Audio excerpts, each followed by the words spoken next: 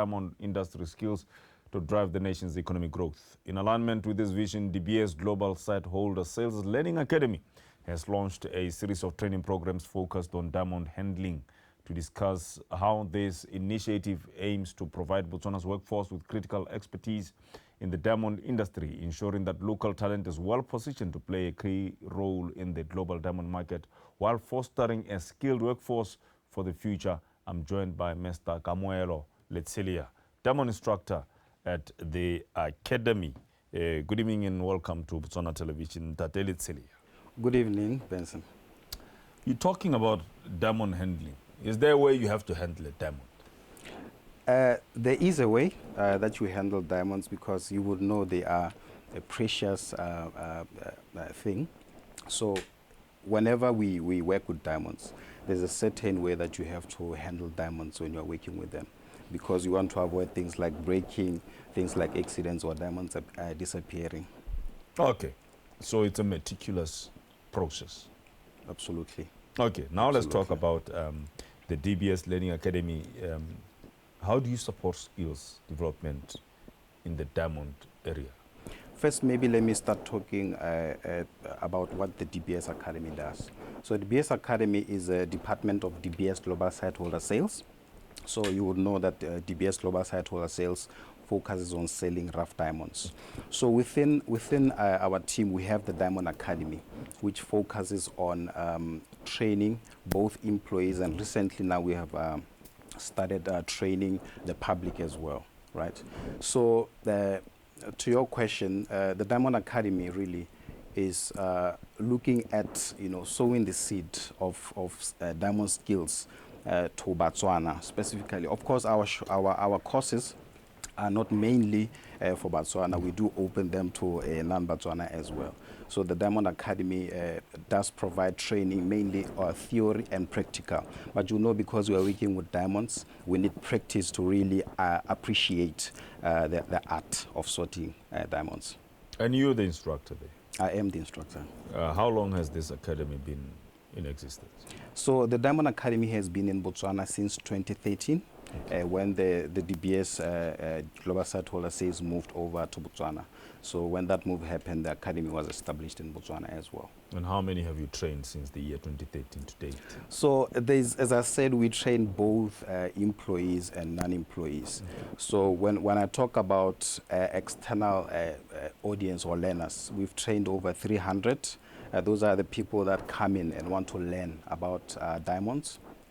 These are people who either want to go into the diamond industry as business people, as people who just want to upskill themselves. And then with internal employees, really, we've trained so many because the numbers change quite often. But I must say that majority of the people we train are Botswana, I think over 90%, okay. But we have trained people from neighboring countries as well. Okay, yeah. And let's talk about the Botswana that you have trained. Where are they? Have you absorbed them? Have you tracked and traced them to say, okay, fine, these are our graduates. We have planted a seed here and we see them flourish in the discipline, in this area of diamonds? Yeah, so we have different courses. We had what we call a learnership. A learnership is where we have young Botswana come through into the Diamond Academy. For a period of about 6 months, they learn the intricate skill of sorting and valuing diamonds. And then from there, in the past, what we did is we absorbed them after that period. And then they are in different departments in the company and also sister companies. But when it comes to our audience that came externally, we have absorbed some of them because what the diamond training does is that you have basic understanding when we've done our short courses that are open to the public. So what happens is sometimes other companies in the industry or DBS as a company will look for people who have some kind of basic understanding of sorting diamonds. So those we have absorbed as well. Okay. Yeah. Is there a fee to this training? Or how much are we looking at? I mean, if I'm here, I'm a news reader, but I'm fascinated by diamonds. I've heard the story of diamonds ever since I was young. I've never touched a diamond. I'm a news reader, but I've never touched a diamond. Some people would say, why don't we have a diamond museum?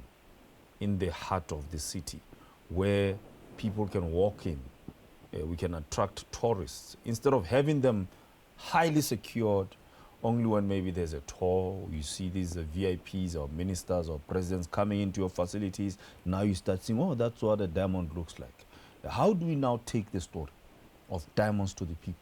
To a young kid, a people in Parakarungu, someone in Strozendam, in Khansi, in Mulepolole, so that we know that this is what we are talking about.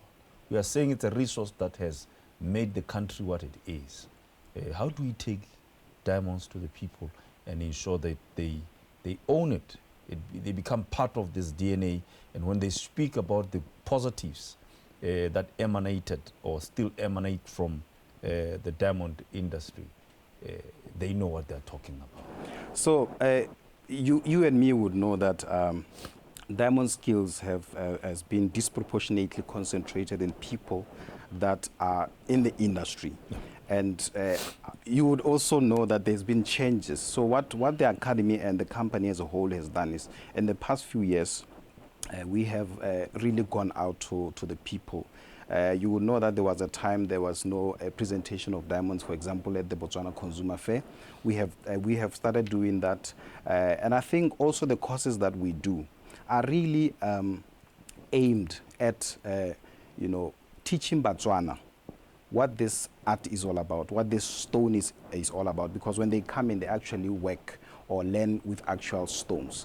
When you talk about the museums, you will know diamonds are, it's a high security product.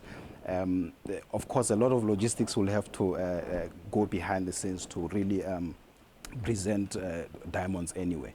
But I must say we have a museum that has recently reopened in Orapa. Okay. Of course, you mentioned Gaborone, but I think these are the things that we'll start seeing unfolding as time goes on.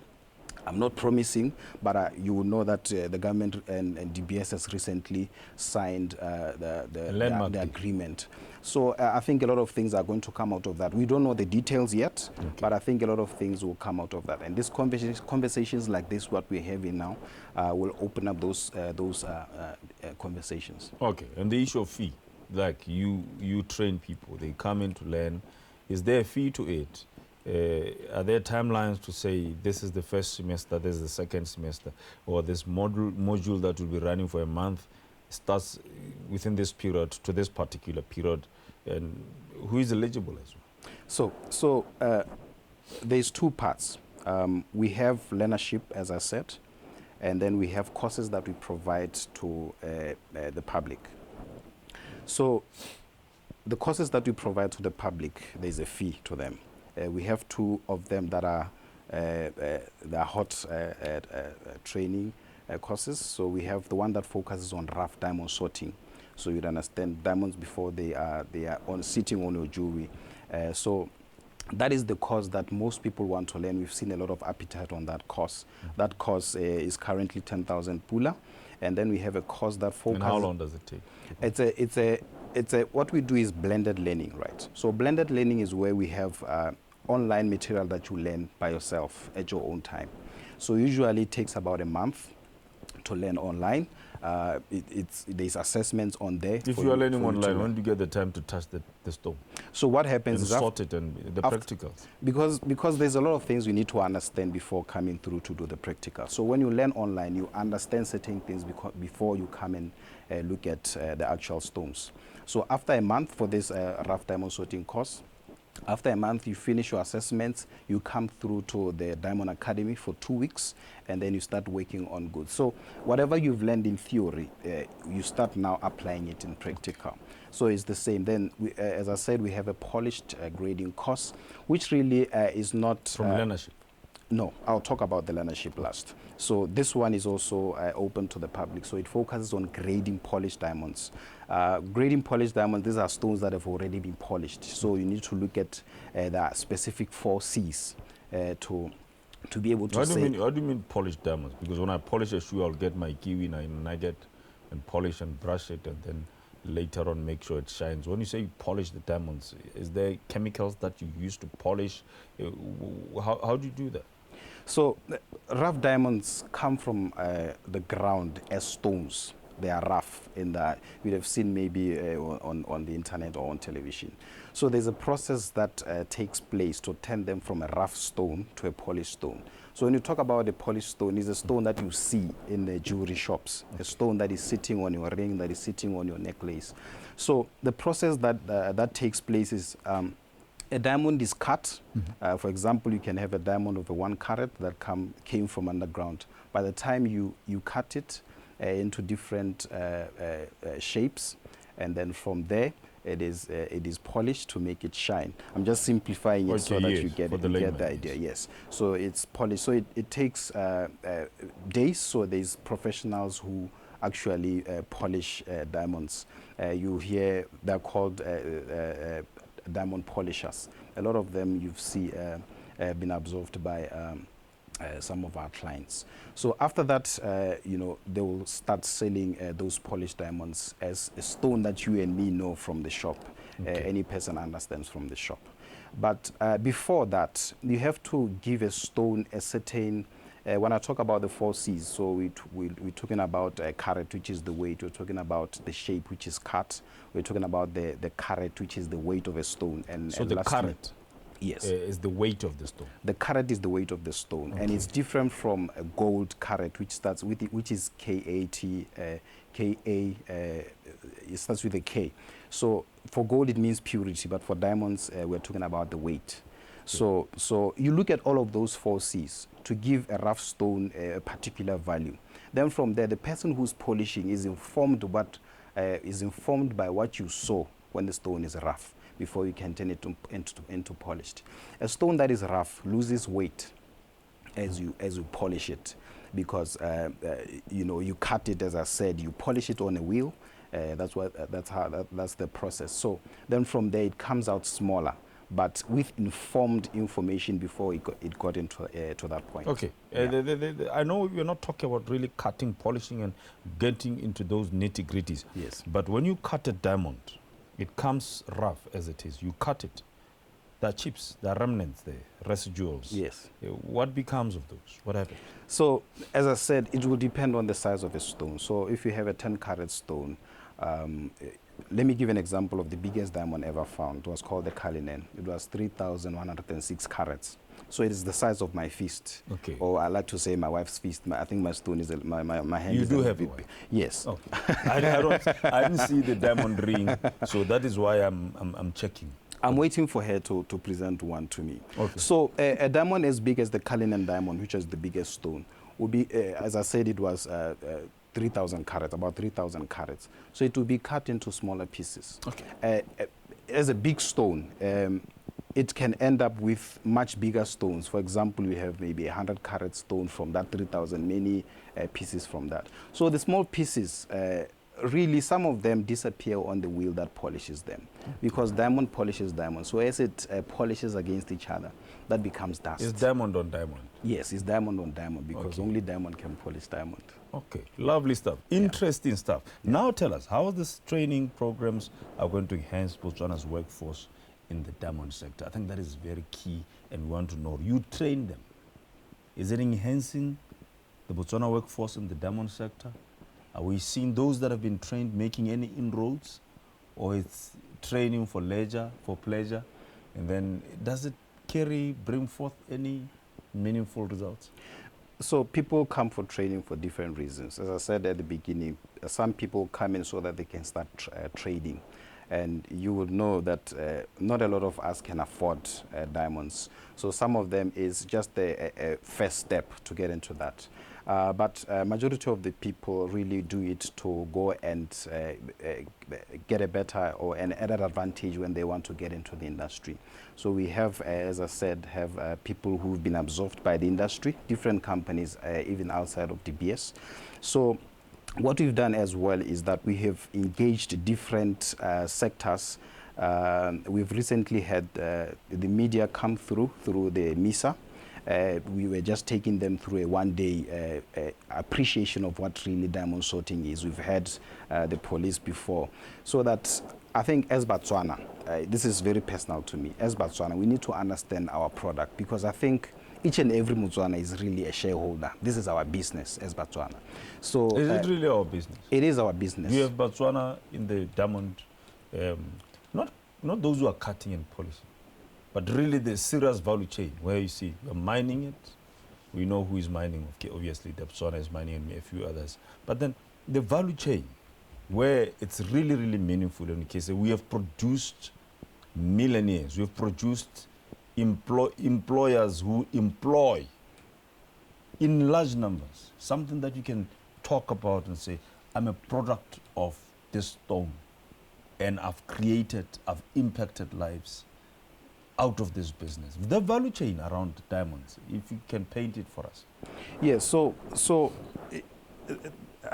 when it comes to the clients that we have, I think a lot of people that I meet in my classes really want to get into the business, right?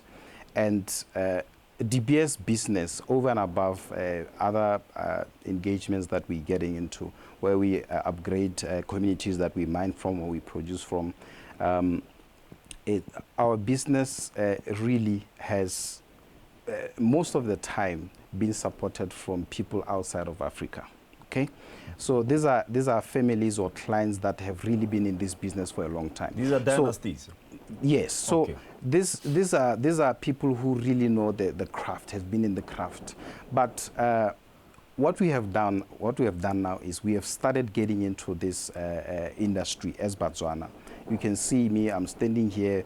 Over 10 years ago, I had no idea what diamonds is all about, what diamonds are all about.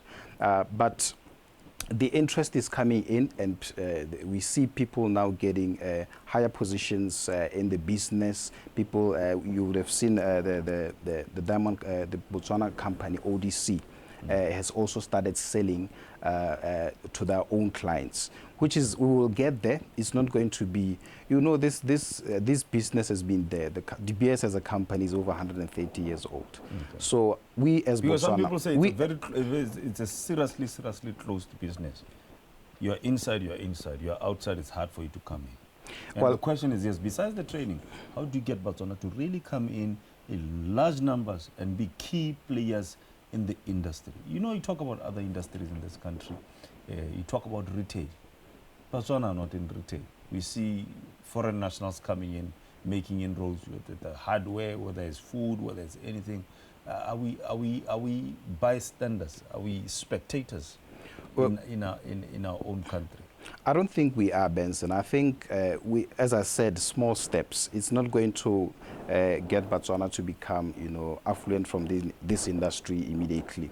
We have participated as a country in the industry as a shareholder. We do mining. That's why when you come to Botswana, a lot of people, when you say DBS, they know it as a diamond selling company. When you go to the places that are around you, and people know DBS as a mining company. So it won't happen overnight, but I think you'd have seen what the president is pushing for, what the new agreement is talking about, the diamond fund that has been established, which will outline or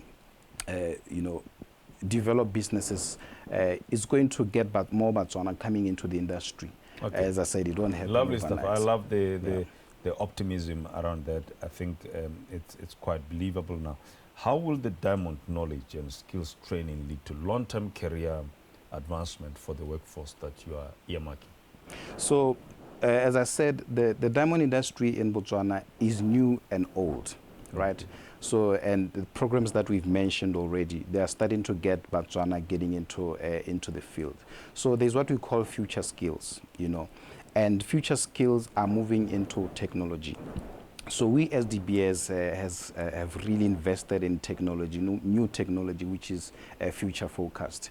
And we are getting our people that come through to the training to really understand where the future is going, where is diamonds in the future. We're going to start having people now operating machines to polish diamonds. It's already happening, but we as Botswana are going to start learning.